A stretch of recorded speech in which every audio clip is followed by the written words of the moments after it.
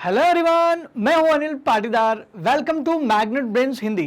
दोस्तों, आज के इस लेक्चर में हम लोग क्या सीखने वाले हैं? आज हम लोग बात करने वाले हैं कक्षा 8वीं के सामाजिक विज्ञान के अंतर्गत हमारा जो विषय है जिसका नाम है नागरिक शास्त्र। नागरिक शास्त्र के अंतर्गत हमने अब शुरू किया था अध्याय नंबर 9।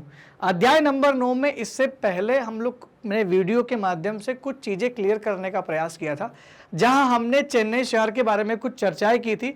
साथ ही साथ पानी का अधिकार हमारा मौलिक अधिकार है, हमने इस पर भी चर्चा की थी। इसके अलावा सरकार की भूमिका क्या होना चाहिए पानी को उपलब्ध कराने में, वो भी हमने पढ़ लिया था। आज के इस चैप्टर में हम लोग जो टॉपिक उठाने वाले हैं उसका नाम है चेन्नई में पानी की आपूर्ति। क्या सबको पानी मिल रहा है क्या नहीं मिल रहा है? तो चेन्नई में फिलहाल पानी की आपूर्ति कैसी है? तो मैं आपको पहले बता दूं कि चेन्नई शहर जैसे बहुत सारे ऐसे भारत में शहर हैं जहां पर पानी की आपूर्ति में बड़ी समस्या होती है, लेकिन चेन्नई में बहुत ज़्यादा हर साल यहाँ पर पानी की किल्लत आती है। मैं आपको थोड़ा सा ज्योग्राफिकल रीजन से भी यहाँ पर बताना चाहूँगा कि चेन्नई में पानी की आपूर्ति एक्चुअल में कमी क्यों हो रही है। हम लोग पढ़ते पढ़ते इसको भी समझने का प्रयास करेंगे। सबसे पहले तो मैं आपको बता दूं कि जन सुविधाएं हैं, जो सरकार जब भी वादे करती है, जब भी नगर निगम हो या सरकार हो या कोई भी पार्टी हो, जब अपने वादे करती है तो वही बोलते हैं कि हम आपको ये सुविधा देंगे, ये देंगे, और हमारे चेन्नई शहर में ये सुविधा हो रही है। तो एक्चुअल में क्या होता है, जो कहा जा रहा है वो क्या है और रियलिटी क्या है, थोड़ा सा इसको हम लोग देख लेते हैं कि जन सुविधा एक्चुअल में होनी कैसी चाहिए या क्या होनी चाहिए, जन सुविधा का स्टेटस और हकीकत में क्या है, इसको थोड़ा समझ लेते हैं। कई स्थानों पर ऐसी सुविधा का भारी अभाव है, जबकि अब कुछ ऐसे स्थान है जहां पर पानी बहुत नियमित रूप से भी आता है, तो कुछ ऐसी जगह पर जहां पर इसका क्या है, भारी अभाव है। तो जन सुविधा सरकार प्रोवाइड कर रही, बोल रही है हम प्रोवाइड कर रहे हैं, सब लोगों को मिल रहा है, लेकिन कुछ जगह ऐसी जहां पर नहीं मिल रहा है, तो हकीकत तो कुछ और ही बोलता है। तो हमारा जो टॉपिक है वो क्या, सबको पानी मिल रहा है तो सबको पानी नहीं मिल पा रहा है, क्यों नहीं मिल पा रहा है, थोड़ा इसी को लेकर के हम पूरे चैप्टर में पढ़ने वाले हैं। तो पानी के संदर्भ में जन सुविधा के बारे में हम लोग समझते हैं। देखते हैं चेन्नई में पानी की आपूर्ति कैसी है। तो चेन्नई में पानी की आपूर्ति कैसी है, तो पहली बात जब वो बात की जा रही है कि क्या आपूर्ति वास्तव में है कि नहीं है, तो चेन्नई में पानी की सबसे ज़्यादा कमी है, तो भारी कमी है। चेन्नई में पानी मिल ही नहीं पा रहा लोगों को। क्या कारण है कि चेन्नई में पानी नहीं मिल पा रहा है? पूरे भारतवर्ष में पानी गिरता ही है, तो चेन्नई में क्यों नहीं मिल पा रहा? तो एक थोड़ा सा कारण मैं आपको बता दूं कि जब पूरे देश में बारिश होती है तब चेन्नई में बारिश नहीं होती है। ये अगर मैं साउथ इंडिया का ऐसा डायग्राम बनाऊं तो आपको ये भारत का साउथ वाला पार्ट दिख रहा है, ये पेनिनसुलर प्रायद्वीपीय भारत बनाया मैंने। तो यहाँ पर क्या है, आपको पता ना कि हमारा जो मानसून है, मानसून आता है, तो जब मानसून आता है तो मानसून ऐसे आता है, केरल के तट से टकराता है ना। तो मानसून जब केरल के तट से टकराता है जून के प्रथम सप्ताह में, तो मानसून दो भागों में बढ़ जाता है। आपको पता ना, इधर अरब सागर है, इधर अरब सागर की शाखा है, और उधर क्या है, बंगाल की खाड़ी की शाखा है। तो अरब सागर और बंगाल की खाड़ी, दो यहाँ पर हमारे पास बड़ी बड़ी वाटर बॉडीज हैं। बंगाल की खाड़ी, बे ऑफ बंगाल, ये आपने जरूर पढ़ा होगा। तो अगर मैं आपसे ऐसा कहूँ कि जैसे ही मानसून भारत में आया तो मानसून दो भागों में बढ़ जाता है, एक अरब सागर की शाखा की तरफ इधर मुड़ जाता है और एक आगे बढ़ जाता है बंगाल की खाड़ी की तरफ। अब क्या होता है, हमारे देश में जो ज़्यादातर बारिश होती है, उस बारिश में सबसे ज़्यादा अच्छा रोल निभाने वाला जो है वो है आपके पर्वत और पहाड़ इतने ऊंचे ऊंचे होते हैं कि जब भी मानसून आता है तो पर्वत से टकरा करके वहीं वर्षा कर देता है। अब यहाँ पर तमिलनाडु में ऐसा कोई पर्वत इसको रोकने वाला नहीं है जो इसको रोक करके पानी गिरवा दे। अब ऐसे में क्या होता है, मानसून की जो बंगाल की खाड़ी शाखा है वो चेन्नई के सहारे सारे ऊपर चली जाती है और चेन्नई में बारिश नहीं करती है, और ऐसे में यहाँ से होते हुए और पूरे भारत में यहाँ से बारिश करना शुरू कर देती है। ये ट्रेंड होता है। तो यही कारण है कि भारत में जब वर्षा होती, मानसूनी वर्षा, मानसून आता है, दक्षिण पश्चिम मानसून बोलते हैं इसको, दक्षिण पश्चिम दिशा से आता है इस वजह से। तो इस दक्षिण पश्चिम मानसून से जो जून जुलाई के महीने में हमारे देश में आता है, इससे चेन्नई के शहर में वर्षा नहीं होती है। तमिलनाडु का जो तटीय क्षेत्र है वहाँ पर वर्षा बिल्कुल भी नहीं होती है। इसका मतलब जब हमारे बारिश तेज हो रही होती तब भी वहाँ पर पानी का अभाव होता है। अब बहुत ज़्यादा बारिश तो नहीं हुई, लेकिन जब मानसून वापस लौटता है तब क्या होता है, जब मानसून वापस लौटता है, इसका उल्टा डायग्राम बनाऊंगा पूरा मैं। जब मानसून वापस लौटता है, फॉर एग्जाम्पल फर्ज करो कि मैं ऐसे बना रहा हूं कि मानसून वापस लौट रहा है, ठीक है। जब मानसून वापस लौट रहा है, जैसे ये वापस लौट रहा है, ये इधर से लौट रहा है वापस, ठीक है। जब मानसून रिटर्न लौटता है जिसको हम लोग बोलते हैं उत्तर पूर्वी मानसून, ठीक है, उत्तर पूर्वी मानसून। तो जब मानसून लौटता है सितंबर अक्टूबर के महीने में, तो लौटते हुए मानसून से क्या होता है, ये हवाएं ये यहाँ पर बंगाल की खाड़ी है, बंगाल की खाड़ी से नमी धारण करके वापस से और चेन्नई के तट पर यहाँ बारिश कर देती। जब पूरे देश में बारिश नहीं होती है तब चेन्नई में उस समय बारिश होती है, लेकिन बहुत ज़्यादा नहीं होती, जो हमारे यहाँ बहुत तेज होती है इतनी वहाँ पर बारिश नहीं होती। इसका मतलब ओवरऑल पूरे साल का एवरेज भी निकाला जाए तो चेन्नई जैसे शहर में यानी तमिलनाडु के इस एरिया में, कोरोमंडल कोस्ट बोलते हैं दोस्तों इसको, इस एरिया में वहाँ पर बहुत ही कम बारिश होती है। शायद यही कारण रहा होगा कि चेन्नई में कहीं ना कहीं जलापूर्ति बहुत कम है, तो चेन्नई में पानी की आपूर्ति की बहुत कमी ये इस वजह से हो जाती है। और साथ ही साथ तमिलनाडु में एक बहुत बड़ी नदी बहती है जिसका नाम है कावेरी, लेकिन कावेरी नदी के पानी को लेकर के कर्नाटक और तमिलनाडु दोनों में पूरे सालों से लड़ाई चल रही है पानी के बंटवारे को लेकर के, तो इस वजह से भी चेन्नई को प्रॉपर पानी नहीं मिल पाता। तो भारी कमी यहाँ पर है, एक चीज़ तो हमने यहाँ पर समझ ली कि चेन्नई में पानी की क्या है, भारी कमी है। नगर पालिका चेन्नई में पानी की आपूर्ति तो करवाती है, हर शहर में अब नगर पालिका की जिम्मेदारी है कि वो पानी, बिजली और सब साफ सफाई सब कुछ काम करना उसकी जिम्मेदारी है। तो नगर पालिका पानी की आपूर्ति तो करवाती है, लेकिन जितनी आपूर्ति नगर पालिका करवाती है जनसंख्या के हिसाब से आधी पूर्ति हो पाती है। मतलब अगर मान लो फॉर एग्जांपल मुझे 10 बाल्टी की जरूरत है अपनी फैमिली के लिए, तो नगर पालिका से मुझे केवल 5 ही बाल्टी मिल पा रहा है। तो नगर पालिका के द्वारा आधी जरूरत ही पूरी हो पा रही, पूरी जरूरत पूरी ही नहीं होती है। क्यों? क्योंकि पानी की भारी कमी है। कुछ इलाकों में पानी नियमित आता है जहां पर भंडारण किया जाता है, मतलब जिन इलाकों में पानी का बड़ा सोर्स है, जहां पर भंडारण किया गया, बड़े जो है कहीं से पाइपलाइन के माध्यम से पानी ला करके इकट्ठा किया गया और वहां से सप्लाई करना है, तो जहां पर भंडारण है ना वहां पर तो नियमित पानी आ रहा है क्योंकि उनके पास में पानी है। लेकिन जो बस्तियां बहुत दूर हैं तो वहां पर पानी नहीं पहुंच पा रहा है।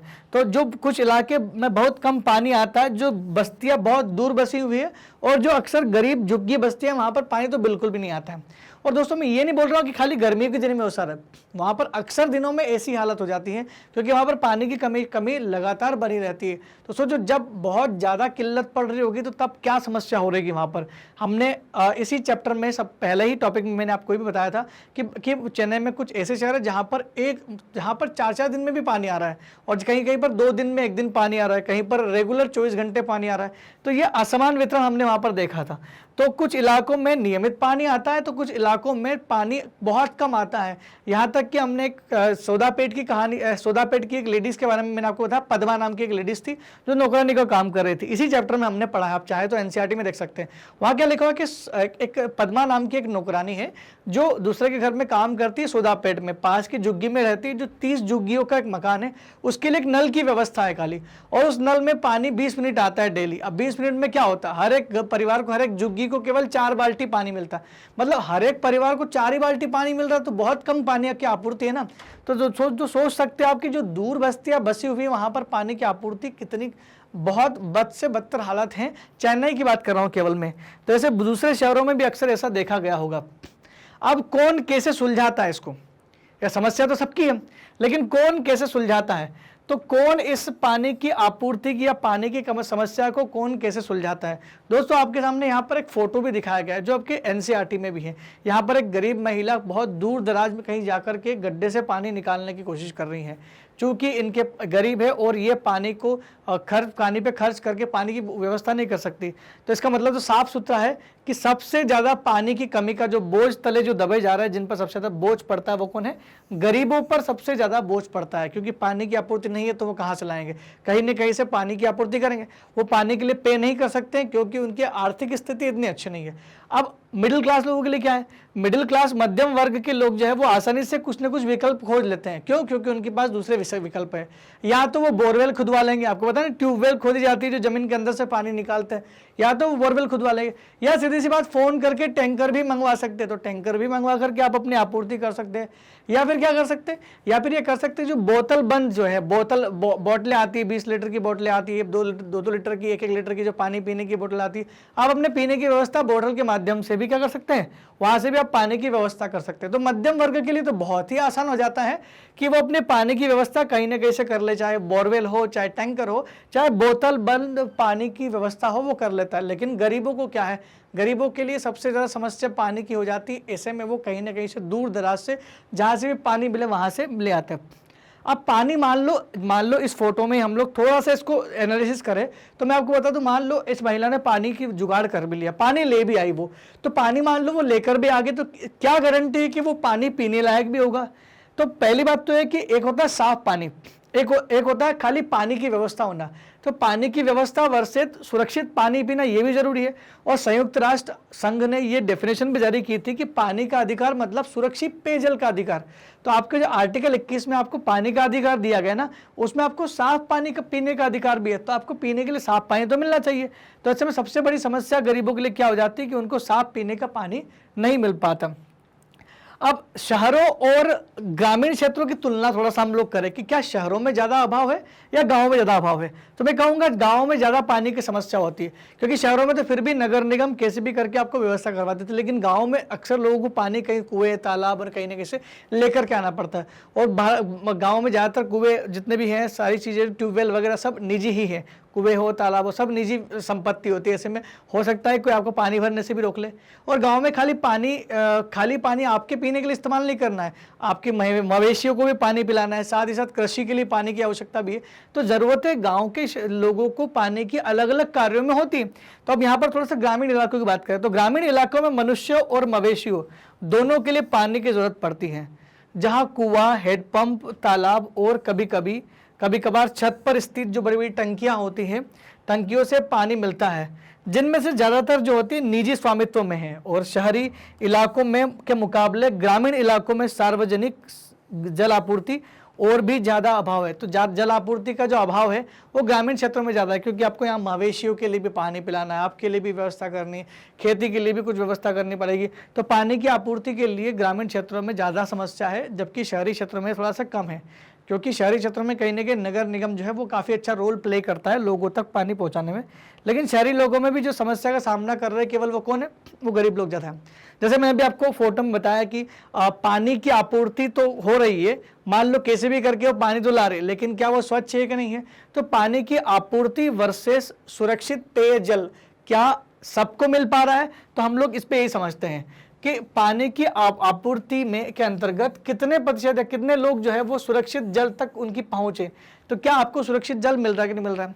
तो यहाँ पर फिर से वही बात आ जाती है कि जिनके पास पैसा है वो तो सुरक्षित जल का इस्तेमाल कर सकते हैं। संपन्न तबके के लोग क्या करते हैं? पानी को खरीद सकते हैं। तो आप वाटर प्यूरिफायर लगा सकते हो अपने घर पे, या पानी खरीद सकते हो, बोतल बंद पानी के डिब्बा मंगवा सकते हो। लेकिन गरीब क्या करेगा? उसके पास ना तो वाटर प्यूरिफायर जैसा कोई चीज़ है, पानी को शोधन करने की मशीन तो नहीं है, नहीं वो पानी को खरीद के पी सकता है। तो वो जहाँ से भी पानी मिलेगा वहीं से पानी ले लेगा, और उसके साफ सुथरे होने की कोई प्रोबेबिलिटी भी नहीं है। क्या भाई है कि भाई साफ हो सकता है, नहीं भी हो सकता, कोई ठिकाना नहीं। तो हम लोग यहाँ ऐसा कहेंगे इसको कि संपन्न तबके के लोगों के पास ज़्यादा विकल्प है स्वच्छ पानी के। तो सुरक्षित पानी है तो वो या तो बोतल बंद पानी खरीद सकते हैं, या आपको पता ही है कि वाटर प्यूरिफायर आता है तो आप वाटर प्यूरिफायर लगवा करके भी पानी को साफ कर सकते हैं, या जल शोधक उपकरणों के सहारे आप स्वच्छ पानी का इंतजाम कर सकते हैं। गंदे से गंदे पानी को भी साफ कर सकती है मशीन, आपने देखा होगा, अक्सर टीवी में इसका एड देते हैं। तो परंतु गरीब लोग क्या होगा? गरीब ऐसे में साफ पानी से वंचित हो जाता है। और यकीन मानिए दोस्तों, दुनिया में सबसे ज़्यादा गंदा पानी पीने के मामले में भारत टॉप पर है, और यहाँ पर इसी वजह से बहुत सारी बीमारियाँ होती है। अब जिनके अब अगर मान लो इस थोड़े से इस वाक्य को, इस टॉपिक को हम लोग थोड़ा सा इस चीज़ पर ध्यान दें कि सुरक्षित पेयजल यानी साफ जल की आपूर्ति किसके पास ज़्यादा होगी, या किसके पास हो सकती है? तो ये उसी के पास हो सकती है जो खर्च कर सकता है। तो भले ही आर्टिकल 21 ये बोलता है कि जीवन जीने के अधिकार के अंतर्गत आपको पानी का अधिकार है, और पानी में भी आपको सुरक्षित पेयजल पीने का अधिकार है। तो अगर हम लोग इसको थोड़ा सा गौर करें तो इसको देख के क्या लगता है कि पानी पीने का अधिकार तो खाली पैसे वाले लोगों के पास में है, जबकि गरीब लोगों के पास में तो स्वच्छ पानी का अधिकार भी नहीं है। तो कहीं ना कहीं ऐसा लगता है कि जिनके पास पैसा है पानी का अधिकार भी उन्हीं के पास है, और जिनके पास पैसा नहीं है पानी का अधिकार उनके पास नहीं है। क्यों? क्योंकि वो साफ पानी की व्यवस्था कहाँ से करेंगे? क्योंकि उन्हें साफ पानी कहीं से मिल नहीं रहा है। ठीक है, अब क्या है, चेन्नई की हम लोग स्टोरी पढ़ रहे हैं। हमारा जो टॉपिक है वो क्या? चेन्नई में पानी की आपूर्ति। चेन्नई में पानी की आपूर्ति के लिए सरकार ने बहुत सारी सुविधा की है। सरकार ने वहाँ पर टैंकर चलवाए हैं, कुछ प्राइवेट कंपनीज ने टैंकर चलवाए। अब क्या हो रहा है, जब पानी की बहुत ज़्यादा कमी आती है तो बहुत ज़्यादा व्यापारी वर्ग के लोग क्या होते हैं टैंकरों के माध्यम से लोगों तक पानी पहुंचाते हैं। घर तक पानी पहुंचाने का वो पैसा भी बहुत ज़्यादा मांगते हैं। सरकार बहुत ज़्यादा उपलब्धता नहीं करा पा रही। तो चेन्नई में बड़ा दिक्कत ये हुआ था कि चेन्नई जो शहर है उसकी मांग बहुत ज़्यादा है पानी की। अब उसके आसपास के कुछ कस्बे और बहुत सारे गाँव हैं जहाँ से टैंकरों से पानी भर भर के शहरों में लाया जा रहा है। अब इसका जो हमारा टॉपिक है ये क्या है, इस टॉपिक के अंतर्गत जो नाम लिखा गया हमने जिसको यहाँ पॉइंट आउट किया वो क्या है, किसानों से पानी छीनना। अब चेन्नई की समस्या तो थी, लेकिन चेन्नई की समस्या का समाधान करने के चक्कर में ये गांव का पानी छीनने लगे। अब क्या हो रहा है कि किसानों को ये कुछ पैसा देने लगे, हर एक टैंकर भरने के पैसा देने लगे। किसानों के पास पानी था तो उनने पैसा लेकर पानी जमा करना, पानी देना शुरू कर दिया। अब क्या हुआ, व्यापारी वर्ग के लोगों ने क्या किया कि बहुत सारी निजी कंपनियां जो थी, पानी की कमी ने निजी कंपनियों के लिए मुनाफे के नए रास्ते खोल दिए। अब उनको एक नया रास्ता खुल गया कि भाई जैसे पानी का संकट आए अपने टैंकर तो चलेंगे। अब हुआ ये कि बहुत सारी निजी कंपनियां शहर के आसपास के इलाकों से पानी खरीद कर शहरों में बेचने लगी। अब वहां से कम दाम में 100 रुपए में पूरा टैंकर खरीद लाती है और यहाँ 500 रुपए में पूरा टैंकर भेज रही है। तो सोचो निजी कंपनियां टैंकर के माध्यम से कितना कमाने लग गई। अब यहाँ के चेन्नई के आसपास कुछ कस्बे जैसे मामंदूर नाम का एक कस्बा है, पालूर नाम का एक कस्बा है और कारून गिझी नाम का एक कस्बा है और उसके आसपास कुछ गांव भी हैं। गांव उत्तर में स्थित कुछ गांव से पानी लाया जा रहा है और ये टैंकरों में भर भर के पानी ला रहे हैं। लगभग 13,000 से भी ज्यादा टैंकर इस काम में लगे हुए। किसी निजी कंपनियों ने इतने ज्यादा टैंकर उतार दिए कि 13,000 टैंकर इस पानी में को लाने में लगे हुए। अब क्या हुआ, हर महीने पानी के व्यापारी किसानों को कुछ पेशगी करते, पेशगी मतलब कुछ रकम अदायगी करते, कुछ पैसे देते हैं, पेशगी रकम देते हैं ताकि वे किसानों की जमीन से पानी निकाल सके। और इस तरह न केवल खेती के पानी के लिए जो वाटर लेवल वो गिर रहा है, जब गांव में पानी का लेवल गिर गया, गांव में पानी की समस्या आ रही है। तो कुछ पैसों के चलते इन्होंने वहां पर बोरवेल खोद के और बहुत ज़्यादा पानी निकाल लिया। अब उस समय तो किसानों ने कुछ पैसा ले लिया, लेकिन उनके लिए लॉन्ग टाइम का दिक्कत हो गई। दिक्कत क्या हो गई कि किसानों की जमीन से पानी तो निकाल रहे, इससे न केवल खेती का पानी छिन जाता है बल्कि गाँव के लिए पीने की आपूर्ति भी कम पड़ने लगी है। आप सोचो उसी किसान से पैसे देकर उसी किसान को वही जब टैंकर सप्लाई करे गांव में वही कंपनी, तो देखो कितना ये एक कैसा दृश्य हो गया है कि पहले आपके पास पानी था, आप पैसे दे लेकर के पानी सबको सप्लाई करवा रहे हो। एक समय ऐसा है कि आप ही के पास पानी खत्म हो गया, अब उन्हीं टैंकर से आप भी पानी ले रहे हो। तो गांव का पानी छीनने का मतलब ये है कि ये जब चेन्नई में कमी हुई तो आसपास के गांवों को भी पानी की कमी होने लगी, क्योंकि वहां से निकाल के प्राइवेट कंपनी ने पूरा जो है वाटर लेवल वहां का गिरा दिया। तो गाँव का जो भूमिगत जल का जो स्तर है, वाटर लेवल, वो बहुत बुरी तरह से गिर गया और अब गाँव को भी, आसपास के गाँव को भी पानी की किल्लत का सामना करना पड़ रहा है। क्योंकि पहले उन्होंने चेन्नई में पानी प्रोवाइड करने के लिए कुछ रकम ले ली थी ताकि उनको कुछ पैसा भी मिल जाए, लेकिन मेन यहाँ पर काम किसने किया, वो व्यापारिक कंपनी ने काम किया, प्राइवेट कंपनी ने, जिसने टैंकर चलवाए थे। तो अगर ये टैंकर व्यापारी कंपनी के बजाय अगर नगर निगम चलाती तो लोगों को भी फायदा मिलता और कम से कम रुपए मिल जाता। तो यहाँ पर दोस्तों हमने समझा कि चेन्नई में पानी की आपूर्ति कैसी है और क्या सबको पानी मिल रहा है, ये भी समझने की कोशिश की। इसी दौरान हमने ये भी समझने की कोशिश की कि पानी का मिलना और साफ पानी का मिलना दो अलग अलग चीजें हैं। ये भी हमने इस चैप्टर में, इस टॉपिक के दौरान समझा। दोस्तों अगर आपको हमारे वीडियो बहुत अच्छे लग रहे हैं तो आप कमेंट सेक्शन में लिख करके जरूर बताएं। लेकिन मान लो आपको YouTube पर हमारे वीडियो सीक्वेंस में नहीं मिल रहे तो घबराने की जरूरत नहीं है। क्यों? क्योंकि हमारे पास दूसरा विकल्प है आपके लिए, जिसका नाम है magnetbench.com। आप हमारी वेबसाइट magnetbench.com पर विजिट कर सकते हैं, जहां पर आपको मिलेगा India's number 1 100% free online educational platform. यहाँ पर आप क्या कर सकते हैं, यहाँ पर जाकर आप देख सकते हैं अपने कोर्स, आप करिए अपने कोर्स को एक्सप्लोर, जहां पर आपको मिलेगा CBSE हिंदी मीडियम का ऑप्शंस। इस ऑप्शन पर जैसे आप क्लिक करेंगे आपको अपनी कक्षाओं के ऑप्शंस पे जाना है। आपको यहाँ देखना है आपकी क्लास 8th है तो कक्षा 8वीं को क्लिक करें और पहुंच जाइए सीधे अपने टीचरों के पास। जो भी कक्षा 8वीं में आपको टीचर पढ़ाने वाले आपके सामने मिल जाएंगे। अब आपको करना कुछ भी नहीं है, हर टीचर के नीचे लिखा हुआ है वॉच नाउ, बस क्लिक करना है इस वॉच नाउ पर और आप पहुंच जाएंगे अपने चैप्टर के अंदर। अब आपको क्या करना है, अपने जो भी आपका सब्जेक्ट है उसमें पहुंच जाएंगे। सब्जेक्ट के सारे chapter wise, concept wise videos यहाँ पर मिल जाएंगे। बस आपको अपनी लिस्ट देखनी है कि कौन सा वीडियो आपको देखना है। चैप्टर का नाम दिखा होगा, चैप्टर को क्लिक करिए, चैप्टर में आपको टॉपिक मिल जाएगा, टॉपिक पर क्लिक करिए, जैसे क्लिक करेंगे आपका वीडियो हो जाएगा शुरू। इस तरह आप अपने वीडियो देख सकते हो, नोट्स बना सकते हो और आपको पढ़ने में काफ़ी आसानी हो सकती है। दोस्तों मैग्नेट बेंच आप लोगों के लिए लेकर के आया है 100% मुक्त शिक्षा, जो क्लास 6 से क्लास 12वीं तक के सभी विद्यार्थियों के लिए निशुल्क प्रोवाइड की जाती है हिंदी और अंग्रेजी माध्यम में। दोस्तों आपको अगर हमारे वीडियो बहुत ही अच्छे लग रहे हैं तो आप अपने कमेंट सेक्शन में अपने अनुभव जरूर शेयर करें और साथ ही साथ हमारे चैनल को लाइक, शेयर और सब्सक्राइब करना बिल्कुल भी ना भूलें। तब तक के लिए दोस्तों धन्यवाद, थैंक यू वेरी मच।